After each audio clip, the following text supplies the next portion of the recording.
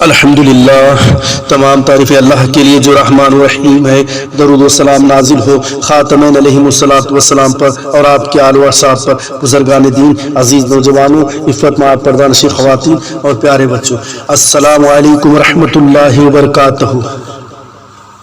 آج کی اس مختصر سی نشست میں ہم حضرت شاہ شریف مظہوب علیہ رحمہ کی سیرت سننے اور سنانے کی سعادت حاصل کریں گے۔ سب سے پہلے اس بات کو جاننا ضروری ہے کہ مجذوب کہتے کسے ہیں، مجذوب کا تعلق کیا ہوتا ہے، مجذوب کا مقام کیا ہوتا ہے، اور جو مجذوبی کیفیت رکھنے والے ہیں، جو مجذوبیت رکھتے ہیں، تو ان میں سے حضرت کا کیا مقام و کردار ہے، یہ بات سمجھنا ضروری ہے۔ مجذوب تو جذب سے بنا ہے، جس پر جذبہ حق طاری ہو، تجلی الہی کا جس پر نزول ہو۔ کہیں تو چند رہتے ہیں جو اللہ جن کو باقی رکھتا ہے، اور چند ایسے ہوتے ہیں اسی میں جو ہے وہ فنا ہو جاتے ہیں، اور اسی میں جو ہے وہ فنائیت کو حاصل کر لیتے ہیں۔ اب اس میں ہم یہ جاننے کی کوشش کریں گے کہ مجذوب کہتے کسے ہیں،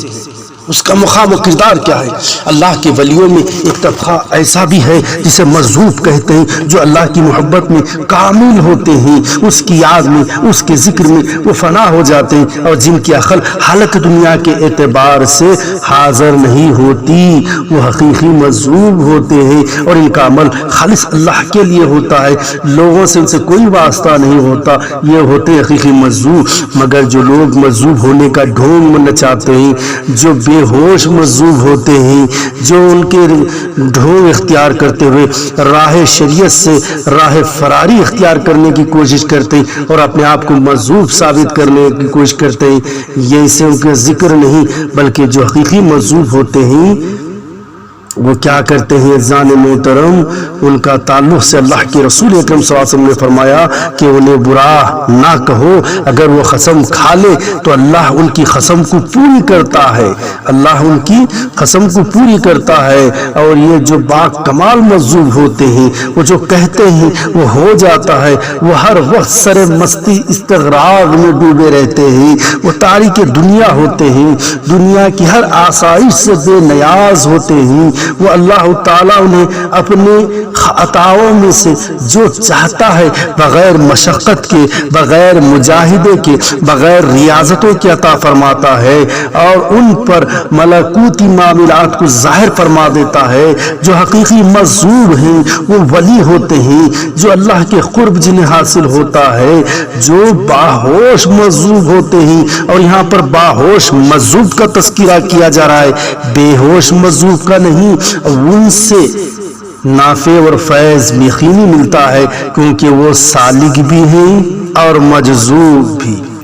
کیونکہ وہ سالک بھی ہیں اور مجذوب بھی ہیں۔ مزان محترم، تین طرح کے مجذوب ہوتے ہیں، ایک ہوتے ہیں مجذوب یعنی تجلی، جن پر تجلی الہی پڑی وہ مجذوب ہو جاتے ہیں، نہ مجاہدہ، نہ مراقبہ، نہ ریاضت ہوتی ہے، وہ اپنے سرمست میں مجذوب ہو جاتے ہیں۔ کیسی کیفیت ہے؟ دوسری کیفیت تھوڑی اور بڑی، جو مجذوب سالک ہوتے ہیں، یعنی کسی بزرگ کی صحبت میں رہے، تجلی پڑی اور گم ہو گئے، اسی میں پھر کسی بزرگ کے وسیلے سے یا نظر سے اللہ انہیں پھر کھینچ لیتا ہے، مجذوب سے پھر وہ راہ سلوک پر چل پڑتے ہیں، یہ مجذوب سالک ہوتے ہیں۔ اور ایک جو کیٹیگری ہے، اور ایک جو طبقہ ہوتا ہے، وہ سالک مجذوب کا ہے،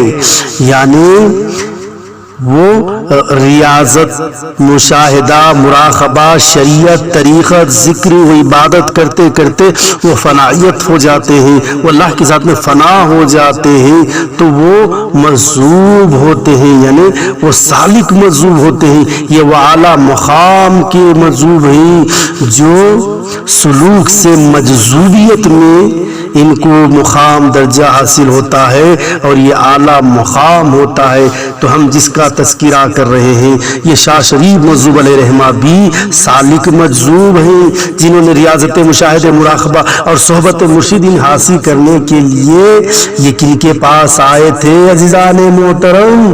یہ اپنے مرشد عبد الکریم نوری علیہ رحمہ کی صحبت میں آئے تھے۔ یہ حضرت بندگی میاں شاہ دلاور والواخر مقبول مہدی رضی اللہ تعالیٰ عنہ کے نواسے ہیں، جو ان کے والدہ کا نام بی بی زینب علیہ رحمہ ہے، جن جن کو ایک فرزند اور ایک دختر عطا اللہ نے فرمایا تھا، اس میں سے شاہ شریف مجذوب علیہ رحمہ مرشد کی صحبت حاصل کرنے کی آئے تھے۔ مجذوبیت کیسے ہوئی، کب مجذوب ہوتے ہیں، کئی واقعات ہیں ان کے تعلق سے۔ ایک واقعے پر اکتفا کرتا ہوں، یہ بیان کرنے والے بیان کرتے ہیں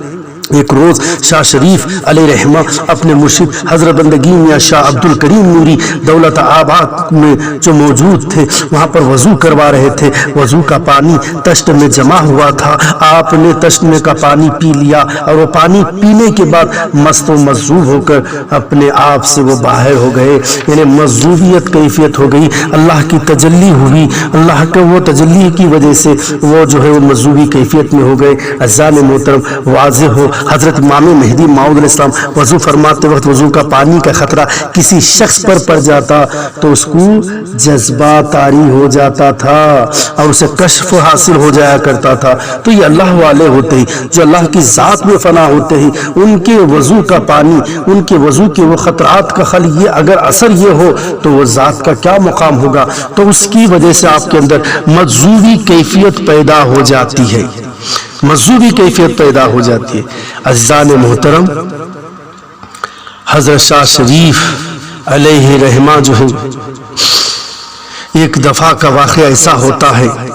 کہ آپ کو اس بات کا علم ہو جاتا ہے کہ آپ کے مرشد کا وصال ہو رہا ہے۔ واقعہ یوں ہے، حضرت بندگی میں شاہ عبد الکریم نوری علیہ رحمہ کے وصال کے وقت قریب پہنچا تو یہ بات کسی کو معلوم نہیں تھی۔ حضرت بندگی میں شاہ عبد الکریم نوری علیہ رحمہ اپنے اہل بیت اور فقراء کی جماعت جو حاضر تھی ان سے فرمایا کہ آپ لوگ اچھی طرح کھانا پکاؤ اور میرے سامنے سب مل کر کھانا کھاؤ۔ تو حضرت کے اس حکم کے بنا پر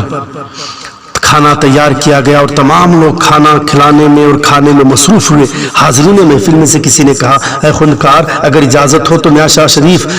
رضی اللہ علیہ رحمہ کو بھی بلا لے۔ حضرت نے فرمایا کہ انہیں مت بلاؤ کیونکہ ان کی باتیں تمہاری سمجھ سے باہر ہیں، تم ان باتوں کو سمجھ نہ سکو گے۔ لیکن لوگ بلانے پر اصرار کیا تو آخر پیر مرشد نے اجازت دے دی کہ جاؤ، اگر تمہاری یہی مرضی ہے تو بلاؤ۔ جیسے ہی حضرت کو بلایا گیا تو جیسے ہی بلانے کے بعد وہ پہنچے اور دیکھا اور فوراً زبان سے کہا، شاہ چلے اپنے گھر، ہم کو کہتے ہیں جاؤ، مگر کہ اشعار پڑھنے لگے اور کہنے لگے۔ شاہ شریف مجذوب علیہ رحمہ کی زبان سے پیر مرشد کے مذکور اشعار سننے تو محفل میں تشریف لے گئے۔ تمام لوگ یہ دیکھ کر سخت تعجب ہوا، حضرت شاہ شریف مجذوب علیہ رحمہ یہ کیا کہہ رہے ہیں، اس کے معنی کیا ہے؟ یہ بات ان کو سمجھ میں نہیں آئی کیونکہ اس بات کا علم ہو گیا تھا، مجذوبی کیفیت میں تھے کہ آپ کا وصال ہونے والا ہے، آپ دنیا سے پردہ فرمانے والے ہیں۔ اس بات کا علم وہ اشعار کے ذریعے سے بیان کیا تو اسی وقت آپ کا انتقال ہوتا ہے۔ تو عزیزان محترم، اللہ تبارک و تعالیٰ مجذوبی کیفیت میں یہ مقام و درجہ عطا کر دیا گیا تھا کہ جو چیزیں ہونے والی اور ہونے والی ہیں وہ چیزوں کا اللہ علم عطا کر دیتا ہے، اس چیزوں کا اللہ تبارک و تعالیٰ علم ادا کرتا ہے۔ آئیے عزیزان محترم، حضرت بندگی میاں شاہ شریف مجذوب علیہ رحمہ نیم کے درخت کے نیچے برہنِ ذکر اللہ میں مست بیٹھے ہوئے تھے۔ اس راستے میں ایلور کا جو پٹیل جو مالوزی تھا اپنے خاندان کے ساتھ سفر کر رہا تھا، اس کے ملازمین میں سے کسی نے حضرت شاہ شریف علیہ رحمہ کو برہنے دیکھا تو قریب جا کر ان کا مذاق اڑایا، جبکہ میرے آقا اللہ کے نبی نے فرمایا کہ ان کا مذاق نہ اڑاؤ، تو یہ مذاق اڑایا۔ حضرت شاہ شریف علیہ رحمہ فوراً ایک نیم کا درخت کی کاڑی لی اور دانتوں میں پکڑی اور اس سے بندوق چلنے کی آواز پیدا ہوئی، جس طرح دانتوں میں لے کر آپ نے تھوڑا چبایا ہی تھا کہ آواز نکلی، اور وہ جو بے ادب تھا، وہ جو مرتد تھا، اسی وقت مر گیا۔ مالوجی نے حضرت شاہ شریف علیہ رحمہ کی کرامت دیکھی تو حضرت سے معافی چاہی، جو کہ مالوجی جو تھے وہ لاولد تھے، جنہیں اولاد نہیں تھی۔ پھر حضرت سے وہ اولاد ہونے کے لیے دعا طلب فرمائی۔ حضرت شاہ شریف علیہ رحمہ اسی وقت پان نوش فرما رہے تھے، مالوجی کو پان کا پرسکردہ عطا کیا، مالوجی نے ادب سے حضرت کا عطا کیا ہوا تبرک کھا لیا۔ اسی واقعے کے بعد مالوجی کو 2 فرزند ہوئے، جو حضرت شاہ شریف کے نام سے اپنے فرزندوں کے نام اس طرح رکھا، بڑے فرزند کا نام شاہ جی اور چھوٹے فرزند کا نام شریف جی، اور انہی کے خاندان سے جو ہے مہاراشٹرا کی سرزمین پر حکمرانی کرنے والے کے نام سے ہم اور آپ آپ جانتے ہیں، بخوبی آپ کو علم ہے، مجھے بتانے کی کوئی ضرورت نہیں ہے۔ بہرحال آپ ان کی قول کرامت کو ملاحظہ فرماتے چاہیے، یہ اللہ والے ہیں، جہاں ان کی نظر پڑی، جہاں ان کی قدم پڑی، بلائیں اور شیطانیں وہاں سے کوسوں دور ہو جاتی۔ احمد نگر کی سرزمین پر آمد ہونے کا مقصد بھی یہی تھا۔ شہر احمد نگر کی آثار کے لیے تعمیر کا کام احمد نظام الملک کے عہد حکمرانی میں تیار ہو رہا تھا، شروع ہو رہا تھا۔ تعمیر کے